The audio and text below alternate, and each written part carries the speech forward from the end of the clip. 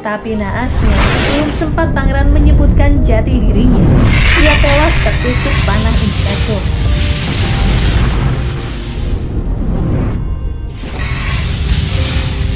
Inspektur melapor kepada penasehat bahwa tugasnya berhasil melenyapkan Dami. Tak sengaja, Dami bertemu keduanya saat akan menyelinap keluar istana untuk menemui Jiwon. Malam harinya, pengawal Tuan Putri membawa jasad pangeran ke istana. Alangkah terkejutnya Tuan Putri ketika melihat bahwa yang di depannya adalah putranya sendiri, bukan Dami seperti yang ia kira. Tuan Putri bersama pelayan Kim dan pengawal menemui Dami, menanyakan kenapa pangeran sampai bertukar posisi. Merasa bersalah, Dami dan Bokdong meminta maaf karena sebenarnya semua ini ia lakukan atas perintah pangeran. Tuan Putri mengatakan mulai saat ini Dami yang berperan sebagai pangeran selamanya. Hal itu dilakukan agar rahasia Dami tak terbongkar, sehingga raja dan penasehat mengira bahwa yang mereka singkirkan adalah benar-benar Dami.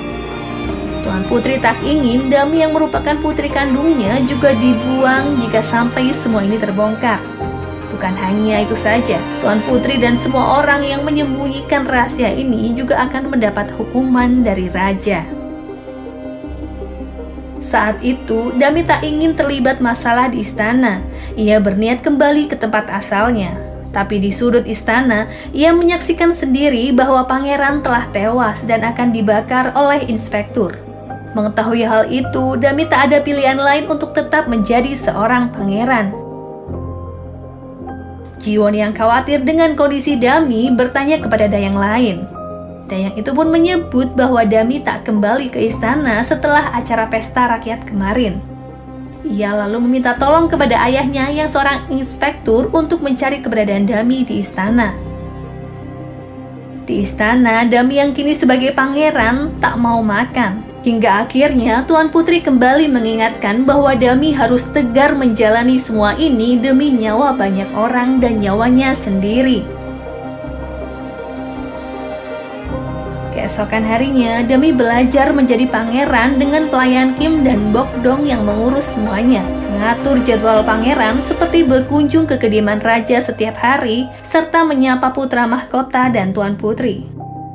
Seringkali hal lucu pun terjadi, seperti pangeran yang tak tahu jalan di istana. Malam harinya, seorang dayang tak sengaja memecahkan obat dari permaisuri, sehingga membuat tangannya terluka.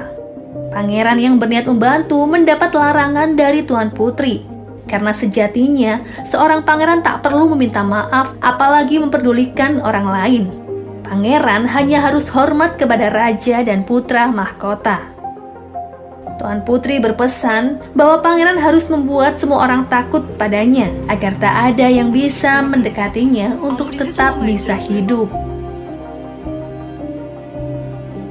Pangeran yang sedang berlatih memanah tak mengenali sepupunya yang bernama Hyun. Rupanya, Pangeran Dami juga tak mengetahui bahwa hari ini adalah perayaan ulang tahun pangeran yang akan dirayakan. Pengawal Dokbong memperkenalkan kerabat istana yang mulai berdatangan membawa hadiah. Usai acara perayaan selesai, Pangeran Dami mendapat kunjungan dari Jiwon yang ingin mengucapkan selamat. Pangeran Dami merasa bersalah karena ia tak menepati janjinya dulu. Ia lalu memberikan hadiah yang ingin ia berikan dan berkata bahwa Dami telah menitipkan hadiah itu untuknya sebelum ia pergi. Jiwon akan belajar di Ming untuk berlatih menjadi pengawal pangeran dan berjanji akan membaktikan dirinya untuk melayani pangeran kelak. Tak kuat menahan kesedihan, Pangeran Dami menyusul Jiwon keluar istana. Akan tetapi, dari kejauhan, Jiwon melihat ayahnya yang sedang berbincang dengan seorang dayang dan bertanya tentang keberadaan Dami yang menghilang begitu saja. Ternyata, inspektur kerajaan berniat menghabisi dayang itu untuk menghilangkan bukti lain tentang Dami. Peristiwa itu disaksikan oleh Jiwon yang tak menyangka ayahnya tega melakukan perbuatan keji itu. Dari balik pohon, Pangeran Dami juga turut menyaksikan kelakuan inspektur yang ternyata juga ayah Jiwon. Pangeran Dami sangat terpukul dan bersembunyi di pondok atas kematian temannya itu. Seluruh dayang mencari keberadaan pangeran dan akhirnya ia ditemukan oleh pelayan Kim.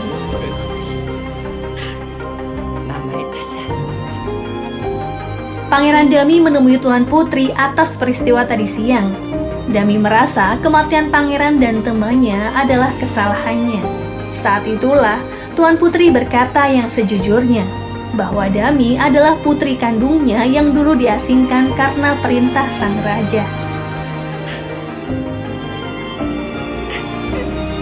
Beberapa hari kemudian Tuan Putri jatuh sakit. Dami diminta berjanji bahwa akan merahasiakan hal ini dari semua orang. Sebelum menghembuskan nafas terakhirnya, Tuan Putri meminta suaminya untuk menjaga pangeran dari apapun yang menyakitinya.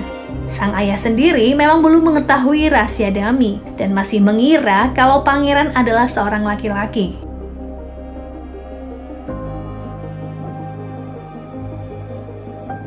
Selama 10 tahun, Dami masih menyembunyikan identitasnya. Hanya Bokdong, pelayan Kim, dan pengawal Tuan Putri yang tahu akan hal ini. Pangeran Dami menggunakan baju berlapis-lapis untuk menutupi bentuk fisiknya. Ia kemudian pergi berburu bersama pengawal dan kerabat istana. Jiwa pemimpinnya kini telah benar-benar tumbuh. Saat berburu itulah ada seorang paman yang tak begitu menyukai pangeran karena kelihayannya dalam memanah dan selalu membuatnya kalah. Di tempat berbeda, kini Jiwon sudah tumbuh menjadi tabib tampan dan terkenal bisa menyembuhkan berbagai macam penyakit. Saat itu, ia didatangi oleh seorang anak menteri yang mengalami sakit cacar. Tapi sialnya, stok obat penyakit kulit saat itu habis. Ia diberi waktu 1 hari mencari tanaman herbal untuk menyembuhkan wanita tersebut. Kembali ke Pangeran Dami yang identitasnya hampir saja terbongkar karena ulah pamannya yang membuat rambutnya terurai. Pamannya pun kaget melihat penampilan pangeran yang sekilas mirip wanita. Takut rahasianya terbongkar, Pangeran Dami bersembunyi di suatu tempat untuk membersihkan diri.